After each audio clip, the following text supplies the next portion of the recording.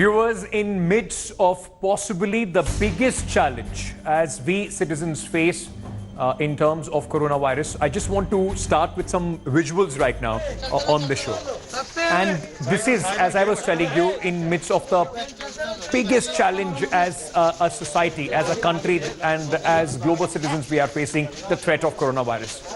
Some people have still managed to inject bigotry and hate even in this pandemic. These visuals on your screen of Muslim men who turn pallbearers for a Hindu man in COVID-19 hit Jaipur. These visuals, ladies and gentlemen, give us a little hope. I will get you more details about this story in a short while on the show. As always, let's just very quickly start with the big picture emerging from India.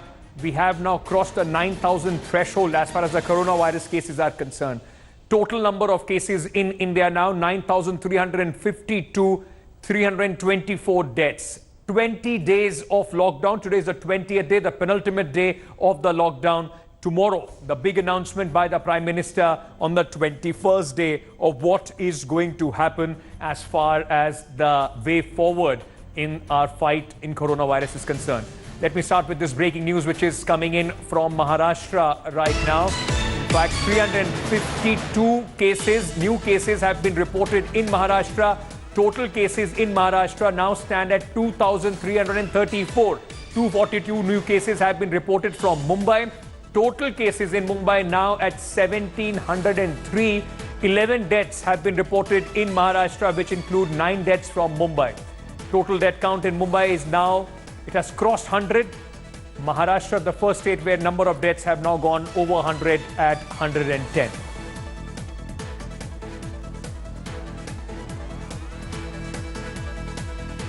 Going across to Sahil Joshi, Mumbai Bureau Chief Executive Editor India Today. Sahil, now one of the biggest and steepest, in fact, hike in the numbers as of coronavirus cases now being reported from Maharashtra.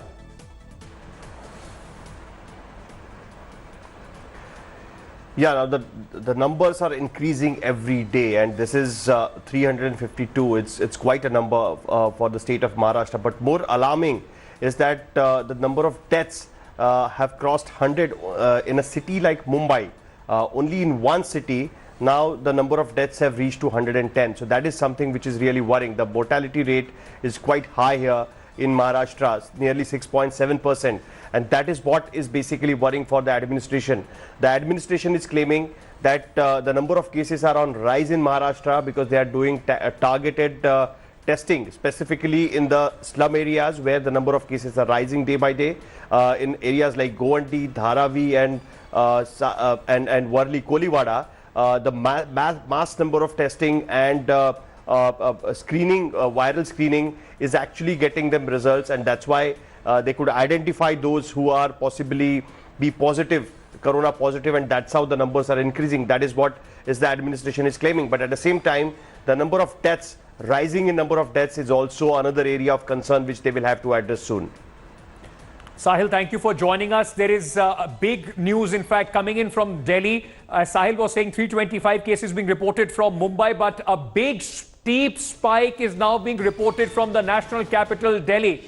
356 new coronavirus cases are being reported from the national capital, out of which 325 cases are linked to the Markaz event, the Tablighi Jamaat event. 4 new deaths have been reported in the national capital in the last 24 hours. The total number of deaths now stand at 28. 30 people have recovered so far from the COVID-19 illness. So possibly the biggest spike today being reported from the national capital across the country. In the last 24 hours, 356 cases of coronavirus have been reported from Delhi. Even the Delhi total numbers now, in fact, going up to more than 1,500 in the national capital. This is now the national capital, the financial capital are the two biggest hotspots as far as the coronavirus is concerned. Now, tomorrow, the Prime Minister at 10 a.m. is going to, in fact, announce the way forward for India. and that is the top focus here on To The Point this evening. I just want to, in fact, before we tell you the story, what to expect, how, in fact, the situation is going to be, I just want to take a look at few important numbers as far as this entire story is concerned. Since the lockdown, what has been the average percentage of the number of cases reported in India? Before the lockdown, there were 20%, in fact, average cases which were being reported in the country. That average has now come down to 17% after the lockdown. This is in percentage, and 17% is daily number of cases which have been reported in India after the lockdown. So there are, in fact, suggestions that the lockdown in the country more or less has, in fact, worked and has been able, it has helped in trying to bring the curve down, and this is despite the hotspots, despite the the explosion of cases that we have seen in Mumbai, in Delhi, specifically related to the Markaz. But despite that, it has in fact brought down. Now this in fact is the representation from the Institute of Mathematical Sciences in Chennai.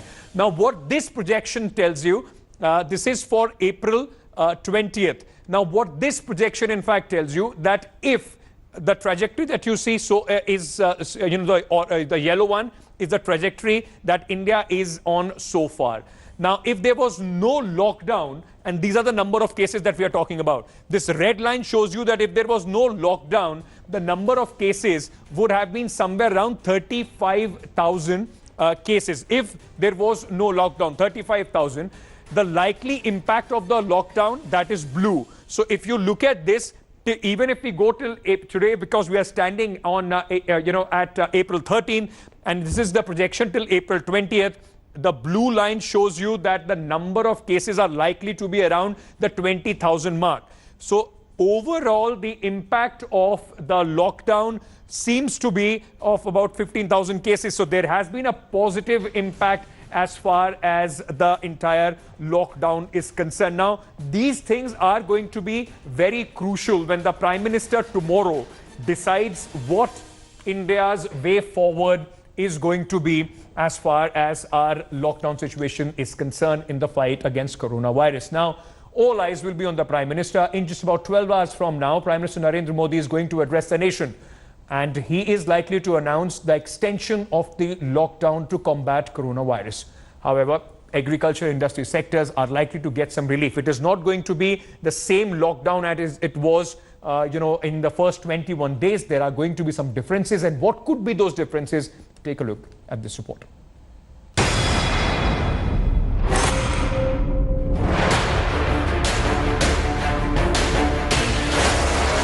It's the all-important address that will decide India's future course on the lockdown and the COVID-19 fight. Prime Minister Narendra Modi will address the nation on Tuesday morning, the last day of the 21-day nationwide lockdown. The Prime Minister's office tweeted about Modi's fourth video message the entire country is waiting for. India today has learnt that the centre is planning partial relief for agriculture and industry sectors. The government is all set to work with large industries for staggered resumption of work. India today has accessed exclusive details of the Confederation of Indian Industry proposal to the group of ministers led by Rajnath Singh.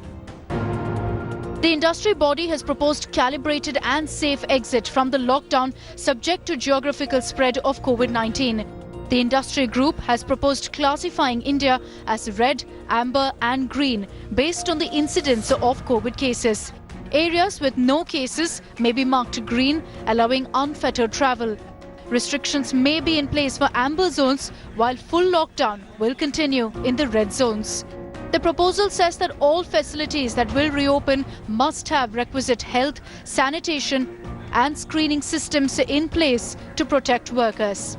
According to the CII proposal, manufacturing, e-commerce and construction may be permitted to open up partially, perhaps 25% to begin with in the first phase. In phase 2, all other sectors could be restarted with 25% resumption initially, which may be scaled up to 50% and eventually 100%. The CII has also proposed a two-fold economic package and fiscal expansion directed towards the bottom of the pyramid and enhanced credit to industry through banks. The centre is also considering industry proposal to bring back the migratory workforce, which abandoned the urban area soon after the lockdown was announced. All eyes are on the much-awaited speech by Prime Minister Narendra Modi. Whether there will be any sort of relaxation in certain key sectors is something to watch out for. But as India enters a decisive phase 2 of lockdown, there is much more to wait and watch for. With camera person Kirpal, this is Kamaljeet Sandhu in Delhi for India Today. Rahul Srivastav, National Affairs Editor, India Today, who's been keeping a very close track of what could be the lockdown 2.0. What shape is that going to take? He's joining us with more details on this. Rahul, you've been tracking this, for the last few days. Tomorrow is, of course, when the deadline gets over at 12 o'clock in the night. But important thing, Rahul, would be that there are many key sectors which can't wait any further. People would be looking at the concessions that the Prime Minister is likely to announce. Ankit, I think once the Prime Minister addresses the nation tomorrow, and after that the exercise starts, I think we are going to see one of the most unique, elaborate and expansive exercise in a huge degree of cooperation from various stakeholders in a nation. I will not just say economy. Why I say that when the first lockdown was announced, there was a criticism that entire industrial and economic activity has been throttled. And there was a demand for a rational lockdown. Now that what we have heard is some 11 odd empowered committees, group of ministers, thousands of stakeholders, industry, agriculture, everybody has sent out suggestions to the Prime Minister's office. When the Prime Minister speaks, what we are being told, lockdown will be there. The standard operating procedures and protocols for social distancing will not be diluted at all. But what can be there is certain degree of exemptions. Now, exemptions is largely part of what Prime Minister said, Jaan bhi, jahan bhi, means livelihood has to be protected. In that scenario, the idea is to open up avenues of operations for those who provide the livelihood. Nearly 42% employment comes from manufacturing, other industry and services. And that's where the government is looking at high degree of automation industry, industries which can house people inside their premises, industries which are capable of bringing their workers in exclusive buses and vehicles to their operations, certain kind of industries. So agriculture, 100% opening up will be there because that activity of harvest, procurement and selling is an exercise which is a must do. Certain industries will be given, expected to be given certain exemptions. Schools, college education institutions, not at all. They will remain shut. Airlines, there is a buzz, there is a state of preparedness, but I think the Prime Minister will take a decision because 1 crore people travel in a month, even if it's restrictions, it will be a large number. Okay. Interstate buses, difficult still. Railways is a big decision to take as social distancing is difficult. All right, Rahul, thank you for joining us with all those details. Now, tomorrow will be the 4th time that Prime Minister Narendra Modi will be speaking to the nation on the coronavirus crisis. Since his first address on 19th March, it shows the Prime Minister's message has been constantly evolving from Jaan hai to Jahan hai to, in fact, Jaan bhi, Jahan bhi. I just want to put out how the Prime Minister's address has evolved in the last few times that he has, in fact, addressed the nation on the coronavirus. Take a look at the Prime Minister speaking to us. जब प्रथम विश्व युद्ध हुआ था, जब द्वितीय विश्व युद्ध हुआ था, तब भी इतने देश युद्ध से प्रभावित नहीं हुए थे जितने आज कोरोना की इस बीमारी से हैं। पिछले 2 महीने से हम निरंतर दुनिया भर से आ रहे कोरोना वायरस से जुड़ी चिंताजनक खबरें देख रहे हैं, सुन रहे हैं। 22 मार्च रविवार को सुबह 7 बजे से रात 9 बजे तक सभी देशवासियों को जनता कर्फ्यू का पालन करना है। पूरे देश में आज रात 12 बजे से संपूर्ण देश में संपूर्ण लॉकडाउन होने जा रहा है। अगर ये 21 दिन नहीं संभले तो देश और आपका परिवार 21 साल पीछे चला जाएगा।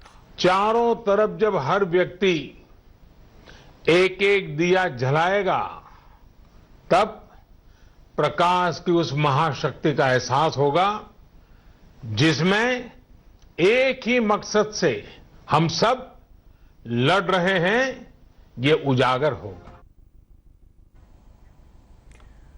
All right, so that was the Prime Minister, in fact, on the 4 different occasions that he, in fact, spoke to the nation and addressed about the coronavirus. Now, I just want to put things in context. What were the number of coronavirus cases when the Prime Minister spoke on the last 3 occasions, and how that is going to be possibly the most defining factor? The total number of cases is going to be the most defining factor on what is the way forward for us. On March 19th, when the Prime Minister called for the Janta curfew on March 22nd, the COVID virus cases so far in India were standing at 173. Then what happened when the Prime Minister addressed the nation? Prime Minister Thali Bajao for Corona Warriors appeal. It's the same day, in fact, March 19th only, the cases were 173. Post that, on 24th March, the Prime Minister announced nationwide lockdown for 21 days. That was the important decision taken by the Prime Minister. When the lockdown was announced, the total number of cases in India were about 519. This was on March 24. April 3rd, Prime Minister urges citizens to light diyas on April 5th.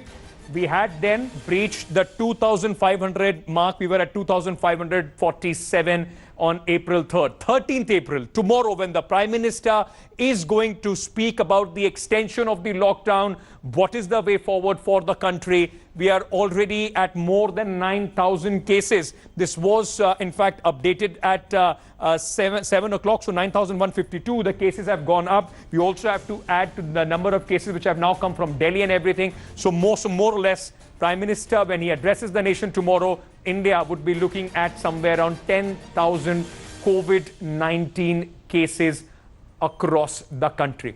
I also very quickly just want to give you a sense of the other states. Even before the Prime Minister announces what is going to happen, Maharashtra has already announced lockdown till April 30th. Apart from Maharashtra, Odisha has already announced lockdown till April 30th. Telangana has done the same. As well, West Bengal again has extended the lockdown to April 30th. Punjab has extended the lockdown till May 1st. Then Karnataka has also extended the lockdown till April 30th. Arunachal Pradesh has extended it to April 30th. Again, Puducherry has also extended the lockdown to April 30th. So these states have already decided what they're going to do. The larger picture could change when the Prime Minister tomorrow, in fact, announces the lockdown. Now, let me very quickly go across to Sangeeta Reddy. She is the chairperson of FICCI, also vice chairperson of the Apollo Hospitals, just to try and understand, because people have been talking about the critical industries. What is going to happen to the industry? How, in fact, this whole situation is, in fact, going to evolve tomorrow. Dr. Reddy, thank you so much for joining us. I just want to understand from you tomorrow, what is the expectation of the industry from the Prime Minister?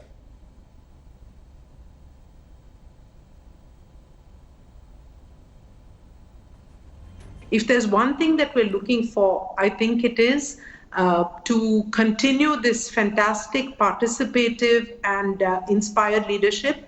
And second is, I believe that it's also important to announce the economic package quickly, because even if you partially open the lockdown, MSMEs don't have the liquidity to buy materials or to pay their employees. So whatever is going to be done in terms of the economic package, let it please be done soon. But whatever it is, we are in 100% support of the government and the leadership. We're very proud of our country. What are your suggestions to Prime Minister Narendra Modi? So clearly the recommendations that we have given are related to a combination of things. Number one, overall, is the safety of the country and the safety of the people. However, as part of that, we also need the economic safety of the people. So lives and livelihoods is really the point. In that lives and livelihoods point, we have first spoken about the need to focus on agriculture, on farmers, and on the vulnerable sections of society. So the need to put money in the hands of the people was one of the most significant recommendations that we had given, especially the vulnerable groups. The second important one was really to find a way to support the MSMEs, because it's important to keep the manufacturing and the production side of the country alive. And almost 110 million people are really engaged in MSMEs. And for them, it's not just a liquidity issue, but a liquidity significantly and a survival. So our next recommendation was that package. Dr. Reddy, what about the migrant workers? We saw, lines and queues, hundreds and thousands of migrant workers walking hundreds of kilometers when the lockdown was announced. What about the migrant workers? How are they going to come back? And how are the industries across the country going to ensure that social distancing and safety measures are in fact put in place if they come back to work? So clearly, I think that this is a very complex scenario and a very good question that you've asked. There's one segment of the people who are stuck in the larger cities where they used to work. Neither do they have the work, nor were they able to go back home. And they are worried about the well-being of their own families, because there's a general sense of fear. So the other one is people who have reached their villages and how to get them back in. So for now, I think the primary focus is to look at, one is transportation of goods. Second is transportation of people who are need to re-engineer or to open up the economy, and how to do that safely. And then in the manufacturing or in the agriculture, how to implement that safely. Dr. Sangeeta Reddy, thank you so much for joining us on To The Point and sharing your views on the very important decision that we are looking at tomorrow. Now, I just want to shift focus. As nation remains in lockdown, it is the duty of men in khaki who are at the front line, in fact, risking their lives, not just their own lives, but also their families. They are the ones enforcing the lockdown to ensure people stay indoors while allowing those involved in essential services to continue their job. This is the story of many of the heroes in khaki, those who are working tirelessly for us every single day. Meet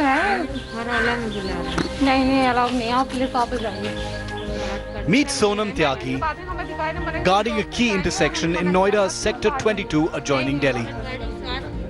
Wearing a face mask and a pair of gloves, she's well aware of the infection risk and turns emotional while narrating the precautions she needs to take, being the mother of a year-old child. जब मैं यहाँ से जाती हूँ तो थोड़ा डर तो लगा रहता है, बस जाके सीधे पहले बाथरूम में जाती हूँ मैं, वहाँ कपड़े चेंज करके गर्म पानी में नहाकर कपड़े वपड़े धोकर फिर जब निकलती हूँ, फिर उसके बाद भी बहुत देर तक मैं उसे लेती भी नहीं हूँ, डर लगता रहता है बच्चे के। Megha Gautam, another young cop, deputed at Sector 62, also in Noida. Her post is close to a hotspot. She's equally worried for the safety of her two children back home. लगता है कि बच्चे आएंगे, चिपट जाते हैं ना बच्चे जब जाते हैं तो अपने आप जूते बाहर निकालो, बच्चों को दूर दूर दूर दूर, बस यही एक जाते हैं नहाते हैं, उसके बाद 10-15 मिनट बाद बच्चों से मिलती हूँ। There are countless other heroes in khaki. Rajesh Sharma, who is the station house officer of the RK Puram police station, hasn't been home since the lockdown was imposed.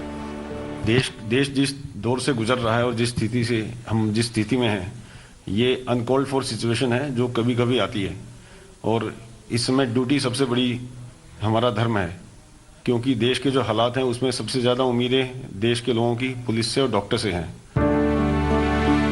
This image from Karannagar in Srinagar of a CRPF Jawan of 49 Battalion grabbing a quick meal at his doorstep shows the lengths to which our men and women in uniform go.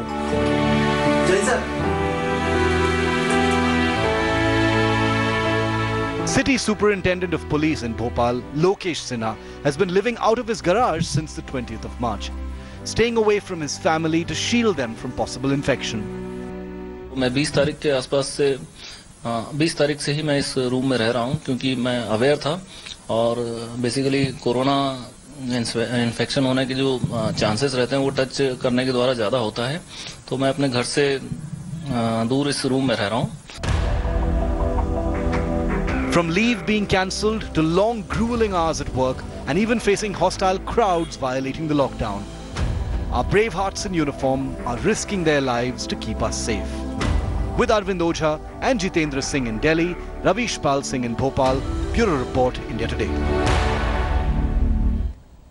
A sense of gratitude for our corona warriors. All of them are risking their lives every single day, from manning the checkpost to making sure the entire lockdown is implemented across the country successfully. Meanwhile, as I in fact started the show today with those visuals, let me just tell you about this story. It's a very heartening story, in fact. Muslim men in Jaipur's Bhatta Basti area stepped forward to carry out the last rites of a Hindu man who died of cancer at a government hospital. This is a Muslim-dominated locality in Jaipur, and there's only one house is of the Hindu family in this Muslim-dominated locality. Jaipur is a COVID-19 hotspot. When this man died, he just left behind his wife and 2 young children. There was nobody else, nobody from his relationship or people from around. There are restrictions because of COVID-19, and these men stepped up, disregarding which religion that they belong to.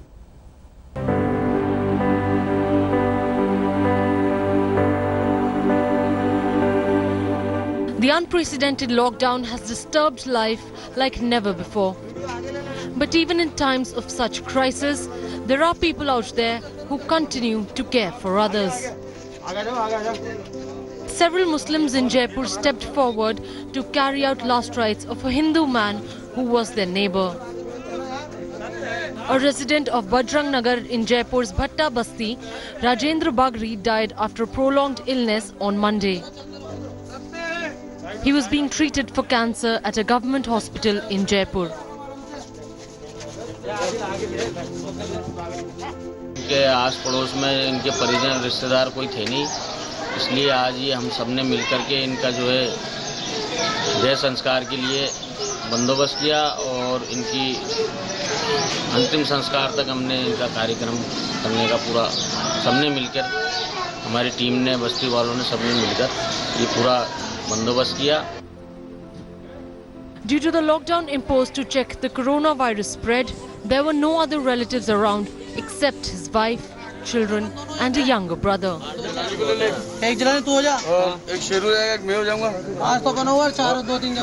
It was in such a situation, Bagri's Muslim neighbours came forward to help the family cremate their friend. Bureau Report, India Today. Example for a lot of people, those who are still trying to, in fact, find a religious color even in the coronavirus pandemic. That's all that we have time in this edition of To The Point. News and updates will continue on the other side of a very short break. You can also log on to our website, indiatoday.in, for all the latest. Thank you so much for being with us. Good night.